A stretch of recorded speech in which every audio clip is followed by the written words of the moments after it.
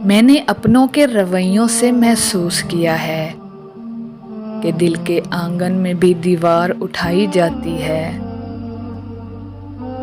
राह कभी गुम नहीं होती, बल्कि राह में चलने वाले गुम हो जाते हैं।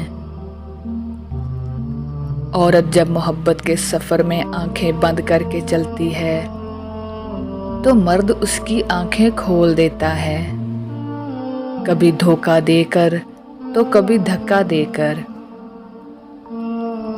जिंदगी में इतनी तेजी से आगे बढ़ो कि लोगों की बुराई के धागे तुम्हारे पैरों के नीचे आकर टूट जाएं। डरता हूँ आजकल किसी को अपना दर्द बताने में, क्योंकि लोगों को देर नहीं लगती किसी के दर्द का मजाक बनाने में। महदूद होना ही बाइसे आफियत है, ये बात हमें तब समझ आती है जब हम धुतकार दिए जाते हैं। हद में रहना और हद में रखना जिंदगी के बेहतरीन असूल हैं। माफ़ी इतनी ही खूबसूरती से मांगनी चाहिए जितनी बदसूरती से अगले बंदे का दिल दुखाया हो।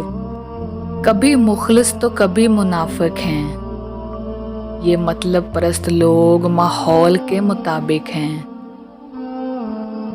कदर करना सीख लो, ना ही जिंदगी बार बार आती है और ना ही लोग।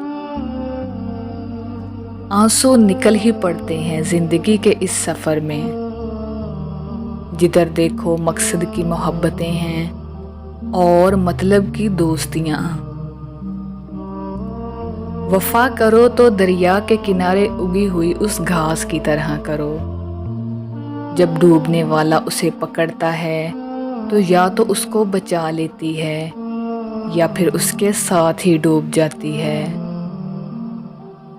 कभी कभी यूं होता है कि जज्बों की सच्चाई साबित करते करते रिश्ते अपनी मौत आप ही मर जाते हैं।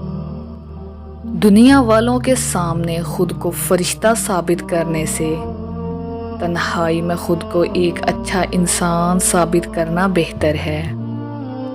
अगर दरवाज़ा पत्थर का हो तो दस्तक रियाजत है, और अगर दरवाजे के पीछे पत्थर हो तो दस्तक हमाकत है। अपनी अना को किसी के सामने पामाल कर देना इश्क मजाजी है, और अपनी अना को बहुत सौ के सामने पामाल कर देना इश्क हकीकी है। मेहमान के सामने बहुत थोड़ा खाना रखना बेमुरव्वती है, और हद से ज्यादा रखना तकब्बुर की अलामत है। लोग क्या कहते हैं इसकी फिक्र छोड़ो, अल्लाह क्या कहता है इस बात की फिक्र करो।